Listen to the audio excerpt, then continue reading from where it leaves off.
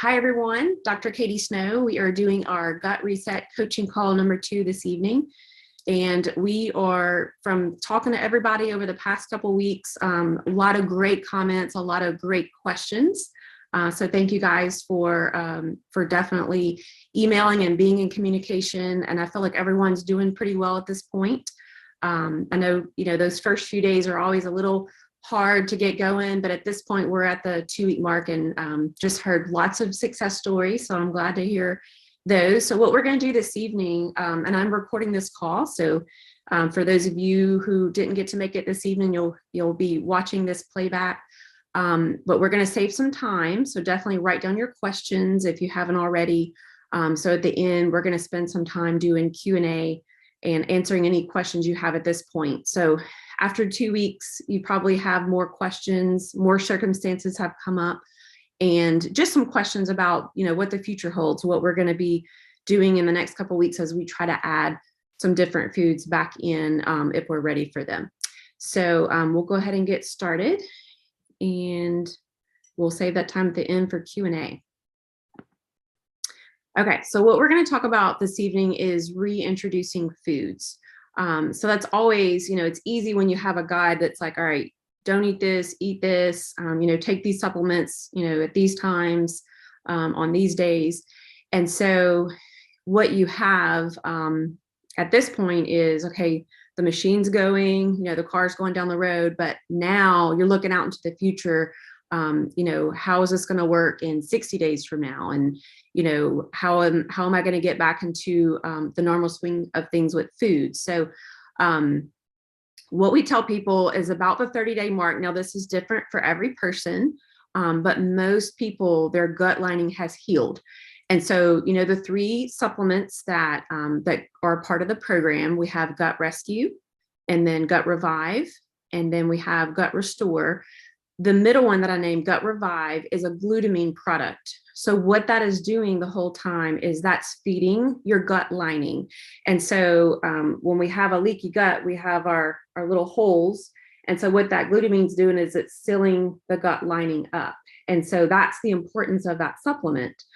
For some people at the 30-day mark, maybe we're not all the way sealed up. And so that is definitely a product that you can take long-term. Any of the 3 products you can take long-term. And I was just telling Dustin the beginning of the call when he jumped on a few minutes early, the Gut Rescue, that is cleaning up some of these extra pathogens and parasites in the gut. And because it's normal to have, these various amounts in the gut, it's when we have too many is when we have problems in the gut, causing dysbiosis and sometimes causing the leaky gut. And so some people, it might be 60 days. Some people, it might be 90 days to be on these products before they are at a point. There are different blood tests that you can do to check that.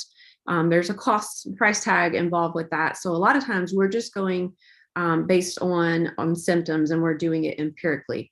So again, the Gut Revive, that glutamine product, can be something you can stay on long-term. And for some people that they've just, over the years, they've had a lot of gut damage. And so sometimes it's just easy for you eat a food and it just flares up. You eat a food, it flares up. And so when we're feeding that gut lining with the Gut Revive, it'll actually stay a little bit tighter, those junctions. And so for some people like myself, I take that product. I take all 3 of them all the time. The Gut Rescue is the one that I'll cycle in and out, just like you guys cycled 10 days on, 10 days off, 10 days back on. I'll cycle that. But the Gut Revive and then also the Gut Restore, I have a bottle here. I take that all the time, because I just want my gut to operate efficiently all the time. So for most people at the 30-day mark, the gut lining has calmed down, it's healed, and most of the symptoms that you've dealt with have subsided. So the effects of inflammatory food will be clear when you reintroduce them one at a time. So that's when some people see, if they're not sure what that food is, that problematic food, because as you introduce it, you're going to see some symptoms if it's a problematic food. So number one, finding out the effects of common inflammatory foods on your body provides valuable knowledge. So some are worse than others. Some are fine in small doses. Some are fine with less stress. So a lot of times we've noticed when we are on vacation, you have a lower cortisol level than like your normal day-to-day, you know, you got the little higher cortisol. And so your body with that less cortisol, which is a main thing of what's causing this, you know, the cortisol response is what's, you know, opening those junctions up. But when we have less, you can get away with maybe eating something that you normally wouldn't eat on a normal basis. But some will still be off limits. And then some are problematic, but after we've worked on the gut, they're okay. So I know I was talking to one of our participants earlier today through email, and, you know, her sharing her story is, you know, she had a ton of food sensitivities. She had testing done and then went through a program and then was able to eat some of the food. So it's funny how, you know, a food can be healthy like a carrot, and then you do a, you know, a food sensitivity test, you see that's on there and it's like, why would a carrot be, you know, a food sensitivity? But anything can be a food sensitivity. And a lot of times it's when, you know, we've had the gut busted, and then you eat the food, and then through the junction or, you know, through the wall, you'll have the protein from that food go straight into the bloodstream. And then the bloodstream, the immune system tags it as, you know, an invader, even though a carrot's a healthy item. But that's how that mechanism works. And so that's why we have to really work on the gut wall and get it sealed up. And then we're also, you know, doing the gut restore, the probiotic, and we're watching the food so that we can get us put back in order. And then a carrot's fine at that point. So, but again, that's part of this reintroduction program where we're going to talk about how to do it and what to watch for. So the goal is to enjoy the most nutritious and gut flora nourishing diverse diet. So that's what our goal is. You know, we should be able to eat carrots. We should be able to eat broccoli. We should be able to eat, you know, these amazing foods that God's provided for us. But we just sometimes are in a situation with our gut where we've got to fix it. And then we can reintroduce these foods. So one question is, do you need to reintroduce? You know, reintroduction can bring back symptoms or trigger flare-ups. If you're enjoying the subsided symptoms or you don't feel like you're ready for a reintroduction, you don't have to, you know, you can just put it off. And so there's a key list of foods that we're going to talk about in just a minute that most people just, you know, if they don't have to add these back in, we don't suggest, you know, doing that. You know, and it might be like we just said during vacation, or you might just say once a month, you know, I'm going to like have this one item, but so much time passes in between that the immune system calms back down. And so some people will put, say like pizza, even if it's a gluten-free pizza, it's got grains. They'll say, well, I'm going to only eat that once a month. You know, I'm going to allow my body to handle that once a month. But if you were doing that every day, so we got our gut cleared out and got everything rolling again, everything's doing well, and then you start eating an offensive food like every day without putting, you know, a certain amount of time in between, a lot of times that's what puts people right back into, you know, where they were. So you can also bring back other foods on the no list that are less likely to be as problematic. So that's what we were just saying. Okay, so these are the 6 most inflammatory foods to reintroduce. So eggs, dairy, tomatoes, and all the nightshades. So that includes the peppers, corn, soy, and wheat. So that's actually the top 6 when we're looking at someone's diet in our office and looking for suspect problematic foods. These are the top 6 that we're looking for. And so we'll do a food record on a patient. And typically what we'll see is this one food they're getting like 2 and 3 times a day. You know, it's not even like once a week. I mean, they're just eating it nonstop.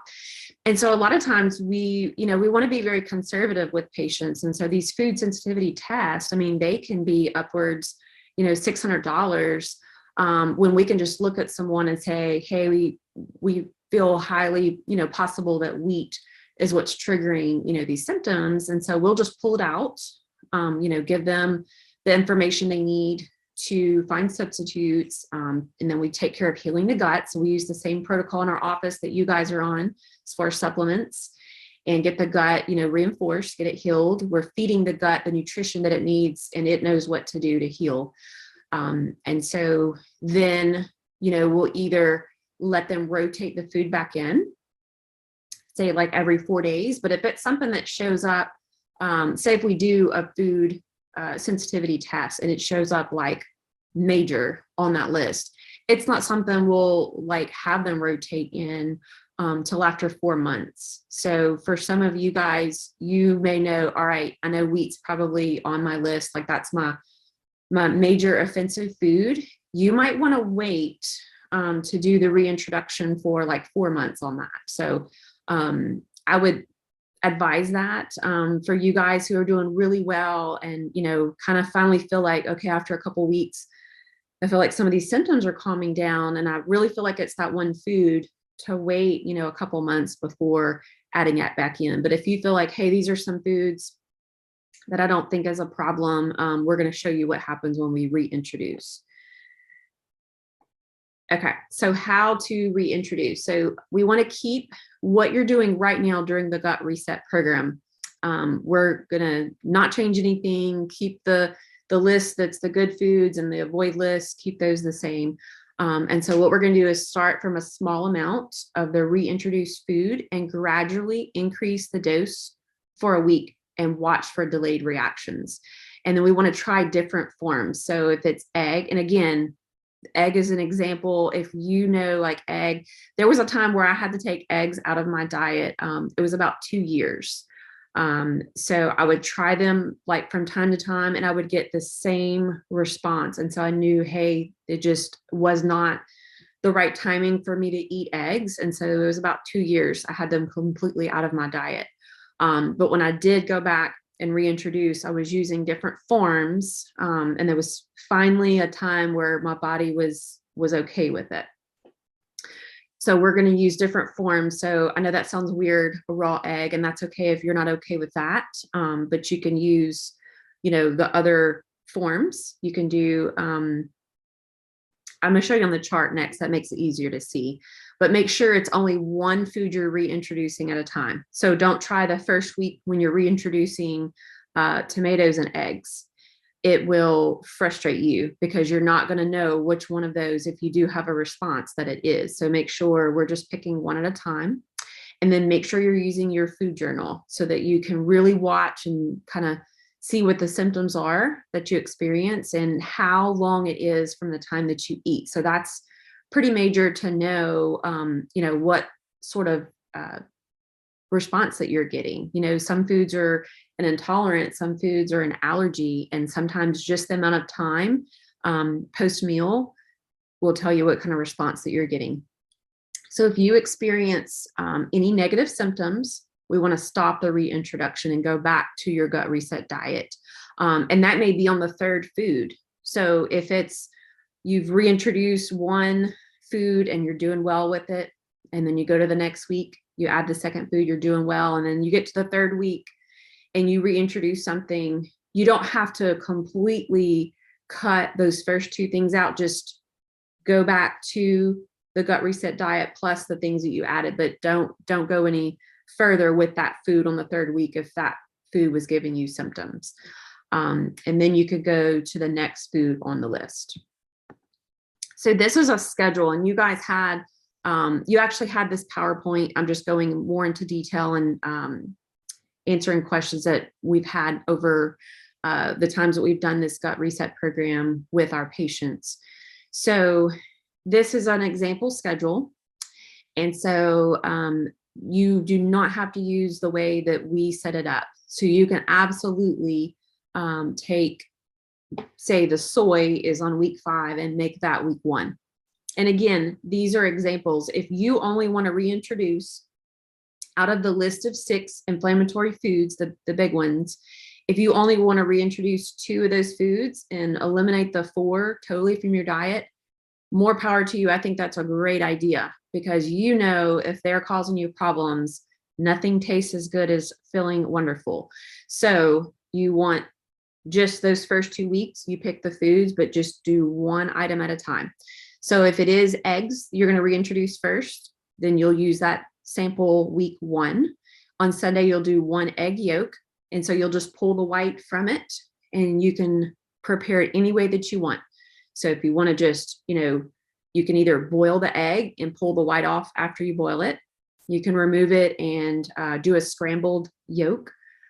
So however you want to prepare it, but just 1 egg yolk. And then the next day, you want to do 1 egg white. And then the next day, 1 whole egg. And then you'll see the schedule, 2 eggs, and the next day, 3 eggs. And most people, at 3 eggs, you'll know if you have a response. And then so on and so forth. So this is an example. You can use it just like this. And again, we are not advocating putting any of these foods back in that you do not want to put back in. This is just strictly a sample schedule. But just so you can see how you're titrating up. We're not starting with like 3 whole eggs on the first day that we're reintroducing. We want to work up and make sure that that's not a problem, but doing it in a slow fashion. And then if it is soy, you can use the different ways that soy is prepared. So edamame is the little beans. The actual natural form of soy is a bean in a pod. And so you can find those in the freezer section of the grocery store. Or you can just do 1 tablespoon of soy milk. So I know some people don't advocate soy. I don't do soy, but some people do and they like it. And this is for reintroduction purposes. I do find, and when we find in practice, that patients who don't reintroduce these foods, they do well. And so, this is, if you choose to do, this is the schedule to use. And so the symptoms we want to watch out for, these can be the same symptoms that you were experiencing before doing the gut reset program. So it might be, the brain fog, it might be fatigue, it might be, I'm moving this little chat box, so make sure we don't miss any messages. But you might be actual gut symptoms. So a bloating or a pain in the gut.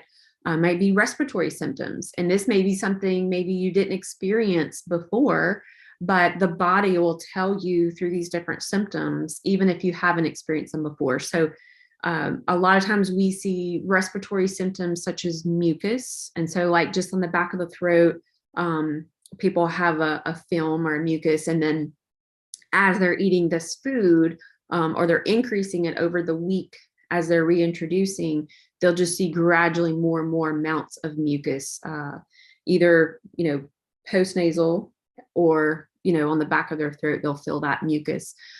Skin breakouts, we see that a lot too, people with acne, and it's just really quick. I mean, it just like comes out really quick.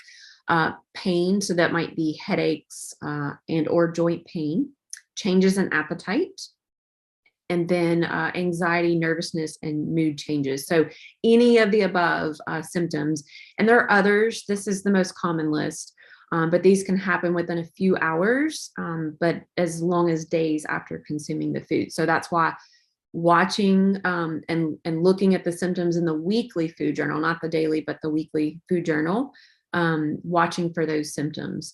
And you want to record both the symptoms and their severity. So on a scale of 1 to 10, that just kind of helps you see as you progress what that food, like what level of a response that you're getting. And then if you experience food reactions, stop eating the food immediately, of course, but let your body recover until the symptoms subside before bringing back the next food item. So 2 things that we've seen that work really well is a turmeric product. And of course we have our turmeric power. It's fermented and it has ginger in it. So this has been really good for stopping those symptoms in their tracks.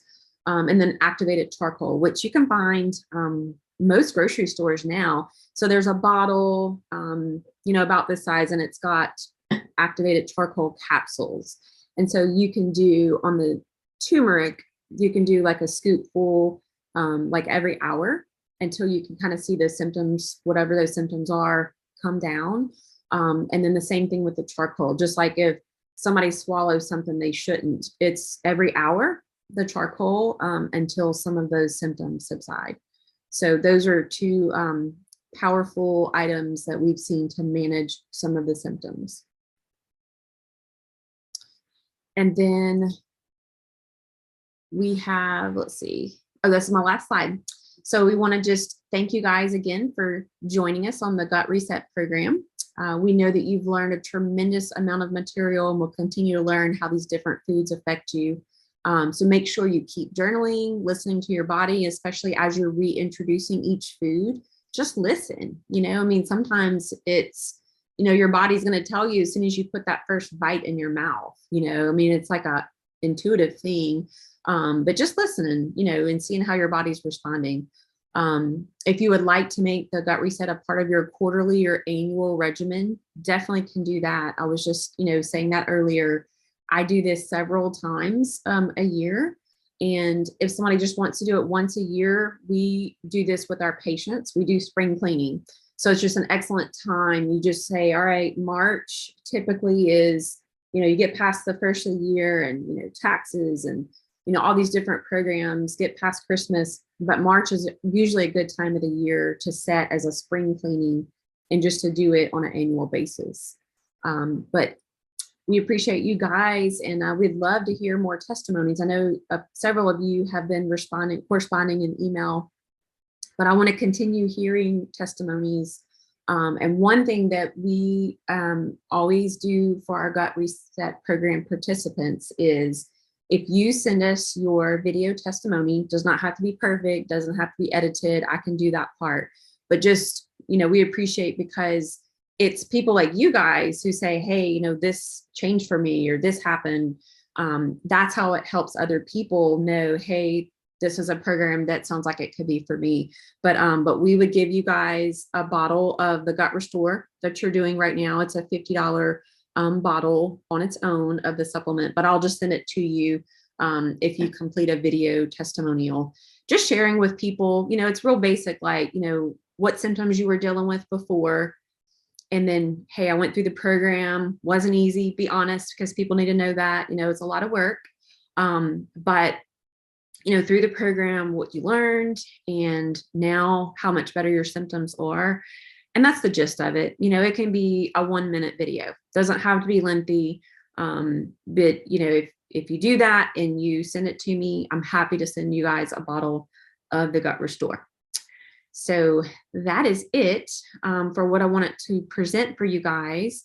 And I am going to open up for Q&A. And I see I have somebody's punched in some questions. So I'll go off of that. And you're welcome, Denise. She said, thank you so much. Dustin has a few questions. So allspice. See, one of our participants already pointed that out. So that is okay, the allspice. There were several things that were on the okay list and on the avoid list. And so I was very thankful that one of our participants pointed that out. So I'm actually going to update those, and I already did an update to pull the bell peppers and the cayenne, and I was about to put it on, and then we realized there was something else. So thank you. Carol's the one that noticed those. We appreciate you pointing those out. So I'm definitely going to fix those. And then using wine and cooking. That would be something I wouldn't do now during the 30 days. But it is something that you can rotate back in. And I know it's not something you're going to do like eggs, like every day. It's something, every so often you would add, say, red wine in cooking. I would just not do it when your gut's irritated. And beyond this, there's going to be times where your gut's going to be irritated and what those symptoms are. So I just would definitely make sure it's not during a time where you feel like your gut may be inflamed a little bit. But I do think that it's okay every once in a while as a treat. But if you're doing that, I know some people say, well, it's burning some of the alcohol off and, you're just left with some of the flavor. it depends on how much and how often. So some of these things, it's not so much that that one thing's going to be problematic, but some people are doing it too often. So I would say it's similar to like drinking wine. If you're doing it every evening, that could definitely cause some gut irritation versus you doing, once a month, twice a month, and you're spacing it out. So I think that that would be fine if you're doing it in that fashion, but I would wait till after the 30-day gut reset program. So you don't, all the work that you've put in, you don't, throw it down the drain. So I see Carol has, yes. Do you recommend using digestive enzymes? Absolutely. I think digestive enzymes are very key to taking stress off of the gut.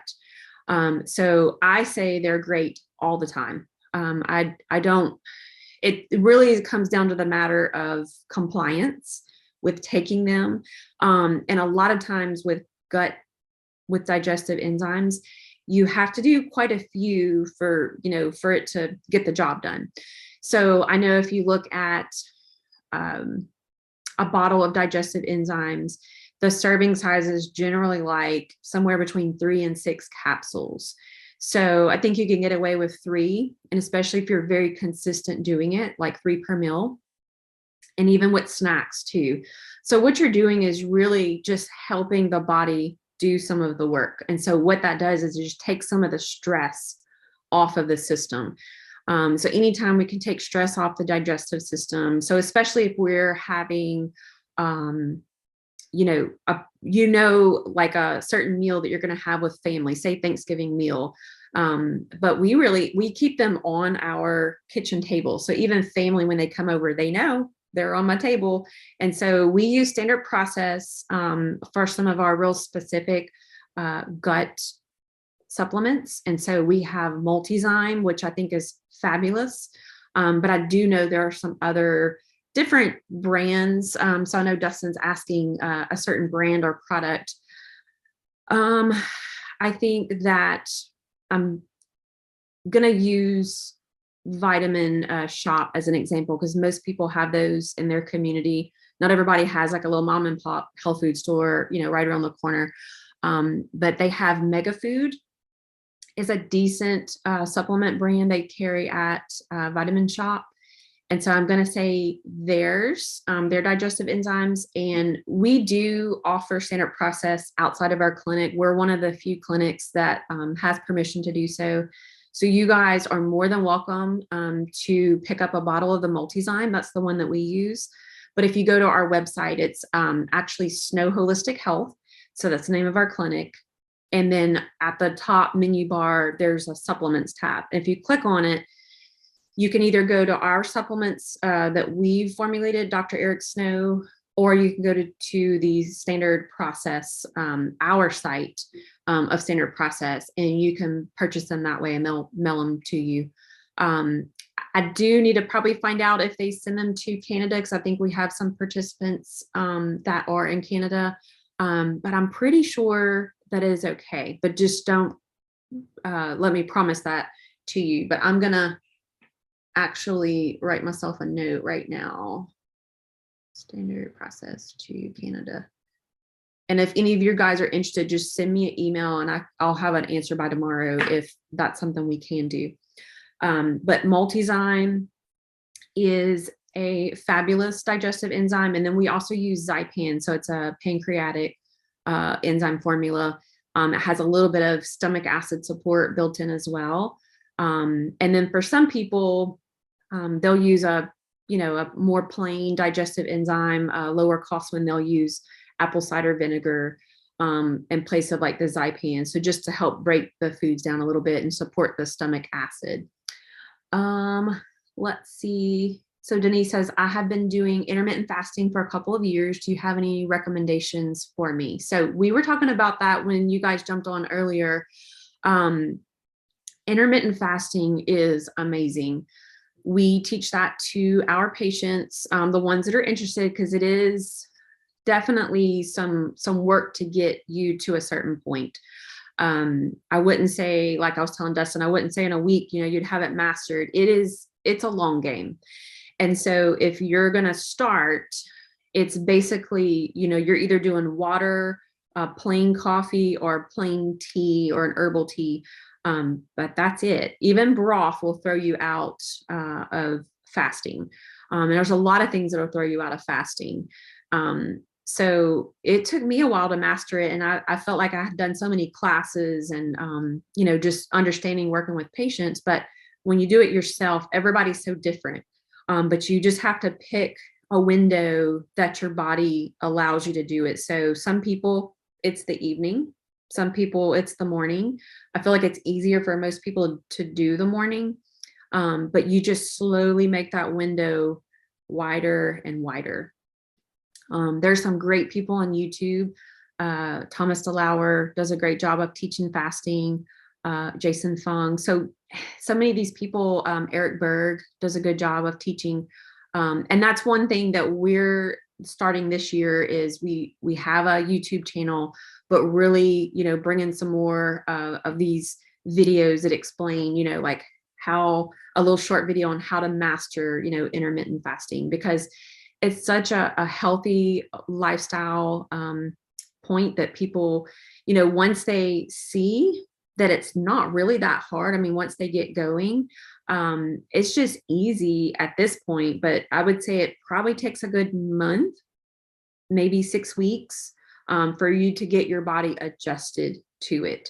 But once you have like a 4-hour window of fasting, then just, wait, get that for a week, and then you can add another hour. And so you'll add another hour each week and there may be a little bump in the road where you're like, oh, like this isn't working. But I would say with the intermittent fasting, after about 6 weeks, you'll have your body trained. And what that's doing is resetting your insulin. It's resetting, leptin. It's resetting your ghrelin or ghrelin, some people call it.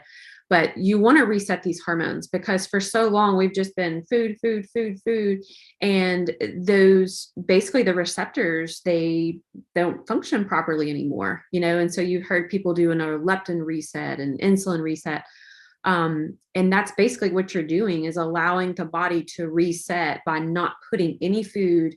So you're not triggering those hormones like most people do on a minute by minute, hourly basis. You're giving your body time to like reset those receptors. Let's see, Carol's asking, do you need to do intermittent fasting every day or just several days a week? It's really up to that person. I know what we've seen for some women is it's a little difficult if they are estrogen dominant. We've seen it, cycling women that have, cycling problems, they have a little bit of problems doing it every day. And so what we suggest for those people is picking like 2 days of the week and opening that window up. And so instead of, say, maybe they got to a 20 hours of fasting to 4 hours of food. And some people even do a OMAD. So that's 1 meal a day. And so they go basically 23 hours and then 1 hour they're eating their food. You can get there. Most people, I'm not saying everybody, but most people can get there. You just have to build up to it. But we find for those women that struggle a little bit, like their hormones just kind of like go off kilter, maybe 2 to 3 days a week, they open up that window where they're eating for 4 to 6 hours, even up to 8 hours, they're opening that window. And they go right back the next day where they close it to like a 4-hour window. So it's really person specific. You definitely don't recommend it for someone who has adrenal issues. So adrenal issues would be slow to start in the morning, pretty tired throughout the day. They get real shaky if it's been more than 2 hours and they've not eaten anything. They'll get a little shaky, really irritated a lot throughout the day. So those are adrenal symptoms, but mainly fatigue. And not that fatigue can't come with something else, but a lot of times fatigue comes from adrenal issues. So, oh goodness, here we go. My screen moved. Let me find out where it went. My Adobe Flash Player was trying to update. There we go. Well,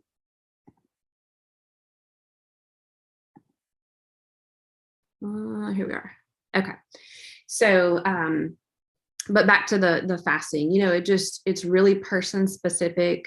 And if, you know, we had, you know, a person that we're trying to work on them and we get the adrenal symptoms cleared up, and then, you know, they can handle doing fasting. It's a slow process. So we just work with them until they get that window. But we've seen some amazing things with people fasting for sure. Let's see, Dustin is asking, I was thinking I would continue for a second month. Would you keep the same cycle on the gut rescue? Absolutely. So the 10 days on, 10 days off, 10 days on, I would do exactly. And you'll actually go a little beyond the 2 months because of the way that it goes. But I absolutely would do that. And we will be sending you guys a coupon. So watch your email box for that.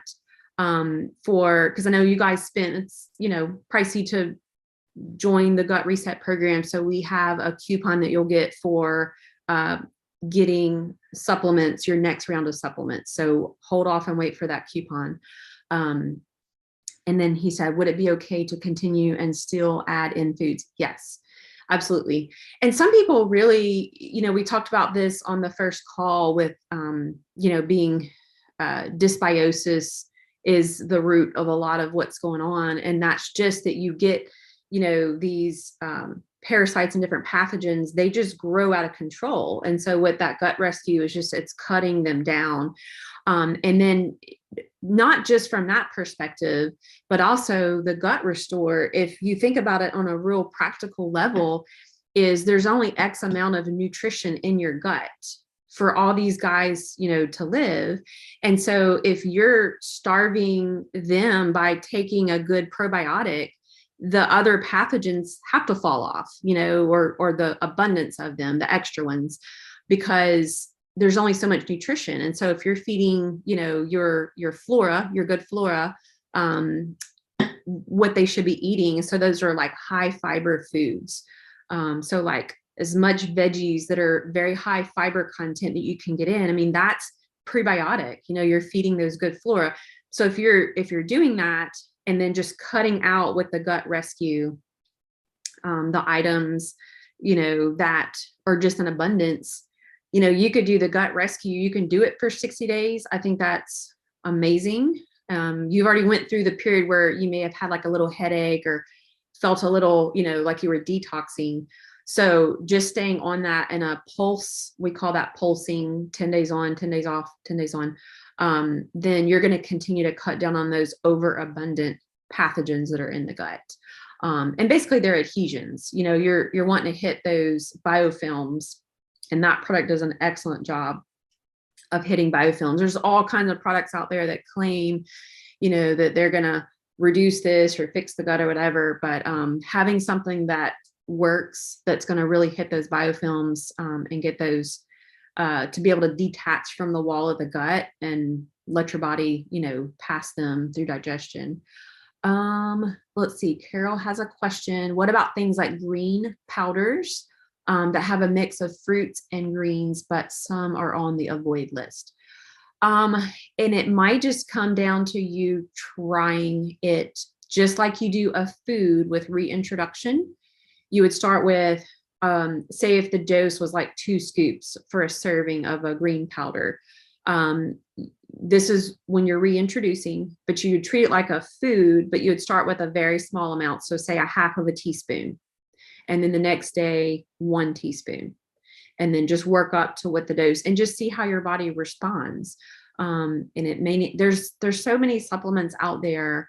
I've seen time after time just reading supplements. I'll spend so much time in Whole Foods and different grocery stores just reading ingredients, and it's shocking to see what is on the label of some of these even higher price supplements. But really watch and read your ingredients on your supplements just like you do on a food in the grocery store.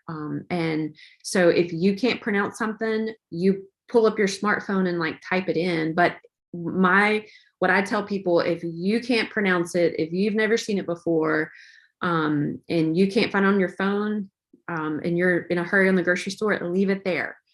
So treat your supplements just like you do your foods. You're ingesting that. And so you don't need a product that has really poor quality excipients that are added.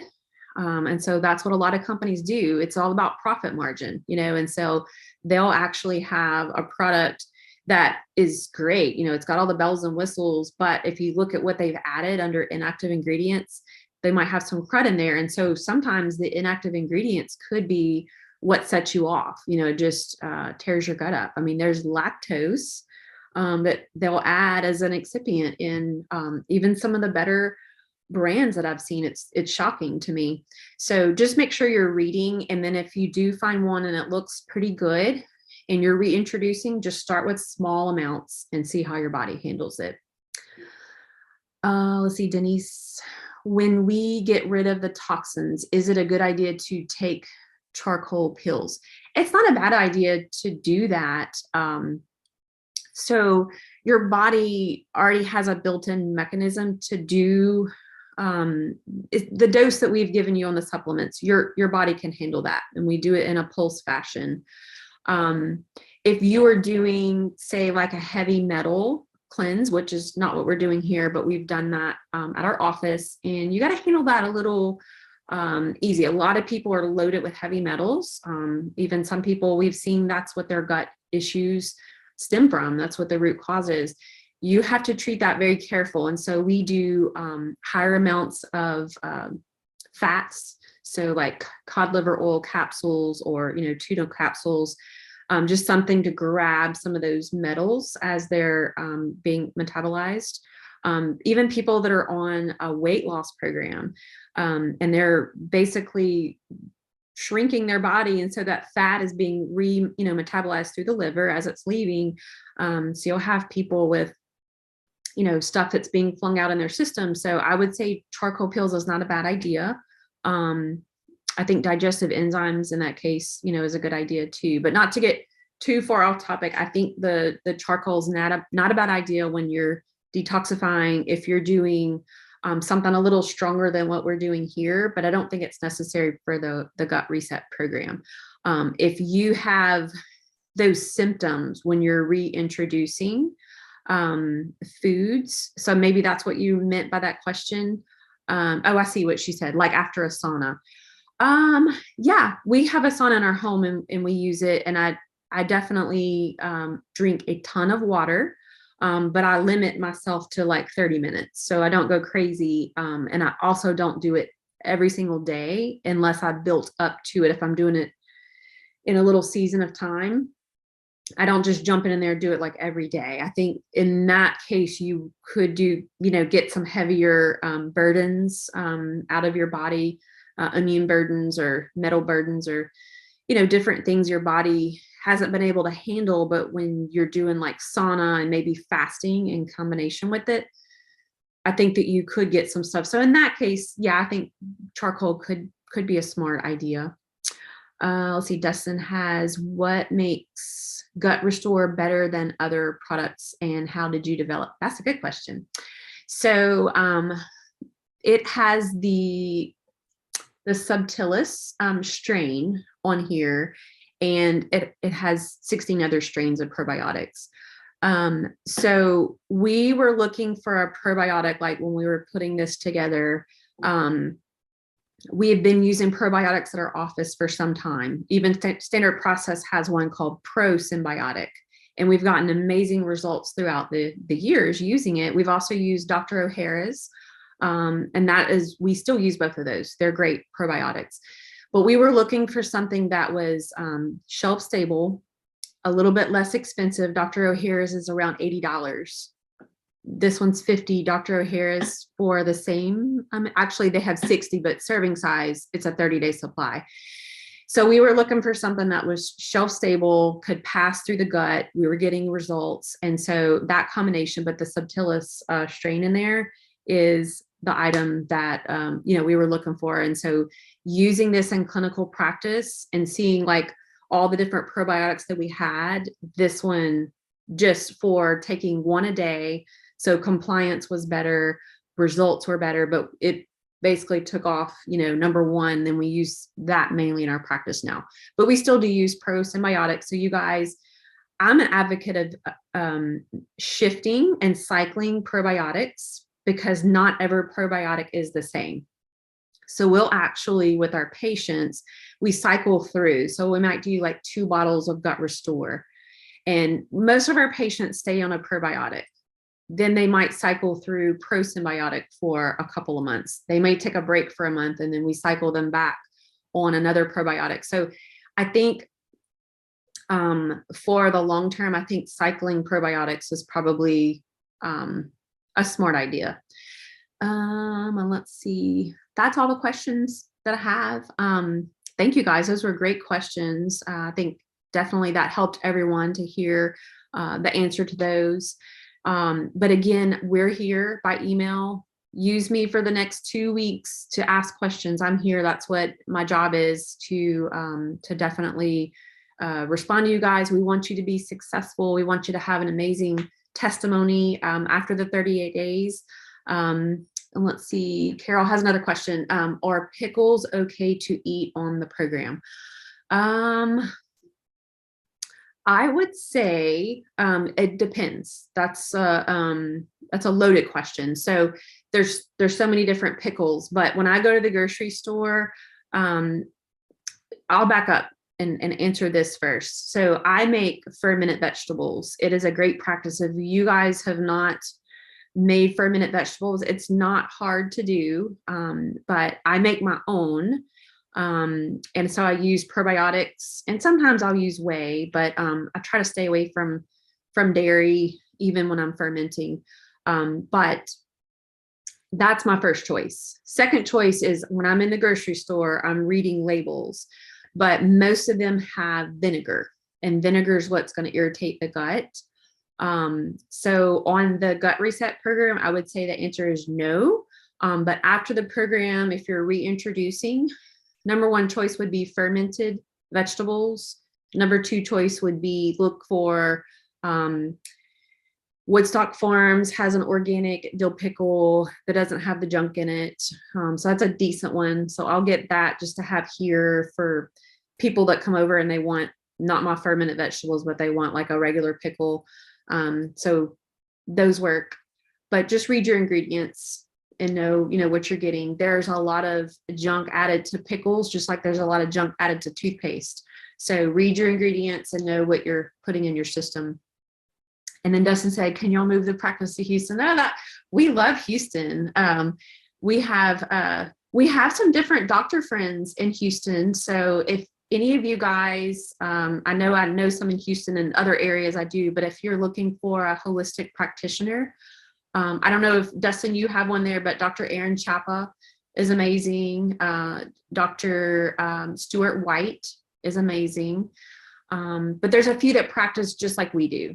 And so everything that we've shared with you guys, those guys probably just as equal, the information that they have, the way they practice holistically, they definitely have great flourishing practices there in Houston. So, well, good. Well, we appreciate everybody. I mean, I have a few more minutes. If y'all have any other questions, I'm happy to stay on and answer any more questions that you have. And make sure if you guys decide to do a video testimonial, just remember, I always tell our patients, because our patients love doing testimonials, but I feel like I have to arm wrestle them into doing them sometimes. But I just say, when you have a change in your health, how valuable that is, because your body is your number 1 asset. It's more important than your vehicles, your house, your vacation homes, like whatever you see in the natural is like, an asset. I see your body as your number 1 asset. You can't live your life without this body, this suit that you live in. So I just tell people it's just priceless to have good health. And so when we have people who are dealing with issues, the only way they know is to hear a testimonial. They're not going to always jump on board a gut reset program if they're like, oh, I don't know, if this is going to help me or not. But when they hear a testimonial, that helps them to know, like, okay, these people feel like they know what they're talking about, they seem to care. So when they hear a testimonial, that helps them to join. So just remember that. Don't do it because, I don't like what I look like or what I sound like on video, but just do it because you could help somebody the same position you're in right now to change their life. It's life-changing. I've been there before. I've had my health, the rug pulled out from under me a couple times. And so that's why I'm so passionate about this, and I've seen as a pharmacist what people do when they just rely on drugs and they think the drugs are going to change their life. And month after month, they're in line again, getting the same drugs, spending the same money, and their health is no better.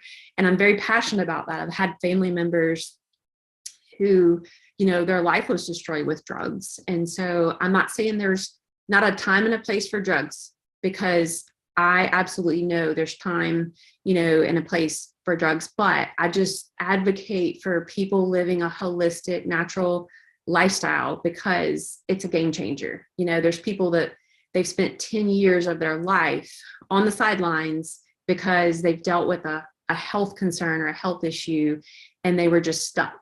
And when they can get out of being stuck and back in life and be that mom they need to be, the dad they need to be, the grandma, the employer, the employee, I see things holistically like that, is like they're back in life and they're able to be that person for the people around them. So anyway, just a thought. And then, so Dustin says, a couple more questions.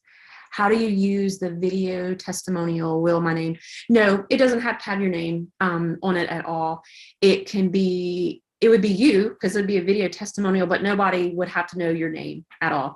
I can give you an alias name as well. So if I did title the video, I do a lot of times just use a first name, but I could use whatever name that you want on that video testimonial. So I absolutely wouldn't have your first and last name and where you're from, any of that.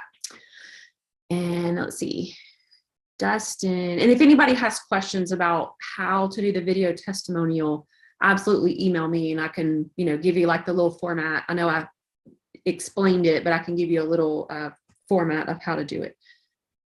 Dustin has a question. Is goat or sheep cheese or milk, is that dairy? It's still considered dairy. However, sheep has the fat, the size of the fat in there is a lot smaller. And so most people, that's the reason the proteins in there, but also the fat and then the sugar. But the fat globules are smaller, which actually gives you more benefit. And so I know some people have like the casein allergy. They may have the whey allergy. They may have the lactose, which is the sugar. It's not an allergy so much as an intolerance to the sugar, like digesting it. So I am an advocate for goat and sheep milk, but I'm not a big advocate for like cow dairy, because we've just seen so many people have problems with it. So that may be something at the point where you're reintroducing, if you want to try reintroducing with the sheep cheese, or it's hard to find sheep milk. I've seen sheep cheese. So unless you find a one-on-one farmer that you can go and buy off the radar, you can do that. So I have the same thing for my daughter. She's 1. And I had trouble breastfeeding. And so I found a farmer that I go to her house and I buy it straight from the goat. So she would, every day she milks her goats, and she's totally holistic. I mean, she like talks to her goats, she feeds them all natural items, she gives them supplements. And she's an amazing person. But I go and pick up every 2 weeks. So daily she just freezes it. So if you can find somebody like that and they are out there and you pay them cash, they don't want any paper trails because they've gotten heckled about, providing something that's supposed to be pasteurized. But I feel strongly that if you can get something raw and your body can tolerate it, so when you get to that point you want to introduce it, just do it very small amounts. So, start off, if it's the cheese, it might be a tablespoon or, like a little slice. And then the next day, so just watch how your body handles it. But like our daughter did beautiful. And then our son, same thing, he's 13. But he did the same lady. I had trouble breastfeeding. And so I found her way back in the day and I called her back 12 years later and I'm like, hey, I need goat milk again. But if you can find somebody like that and you interview them and talk to them, a lot of times, and the other thing I see Carol's asking, do you think A2 milk can make a difference? Absolutely. And if you know this is great that Dustin asked, the goat and sheep milk is always A2. With cow, you have to ask, and they don't know. Most people that are serving at a restaurant have no idea where the dairy product came from. So if you say, is this A1 or A2 sour cream? They would not know. But chances are the cheaper it is, the more likely it's A1. So, but the A2, if you just stick with goat or sheep, it's always A2. You don't have to worry or not know. So I thought that was an interesting fact when I learned that. So another reason why, because I definitely know for a fact that we've had patients that, the A1, A2, once they figure that out and made that change, it made a huge difference in their digestion. So I do think that is definitely a thing, Carol. So that's a great question. Thank you for asking that. So when you do reintroduce dairy, whether you pick, the goat, sheep to bring back on board, if you can find that. And I am seeing it in the grocery stores. There are some brands that have very light pasteurization. So when you see something that's ultra pasteurized, but I have seen goat milk lightly pasteurized at Whole Foods. And so these aren't like mom and pop farms you're going to, they actually have it there at the store. So you can find it. I've not seen it at every Whole Foods. There's a chain, it's between us and you, Dustin, it's in Beaumont, it's called Basic Foods. And I love that health food store. It's worth it if you wanted to drive over there.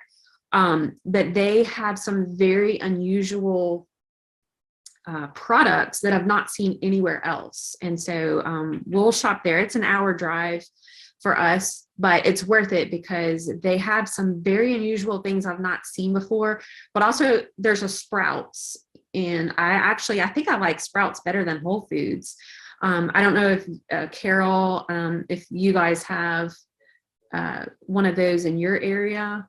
And Denise, I don't know if you guys have not a Whole Foods, a Sprouts, but they also have some very unusual items that aren't like in the mainstream mass merchant grocery stores. So, and Carol said, I love Sprouts, but we don't have it here. I go whenever, when you visit family. And same thing, when we go to Houston, I'll stop at Sprouts and I'll load up on different things. And some of the stuff too, don't forget that you can freeze it.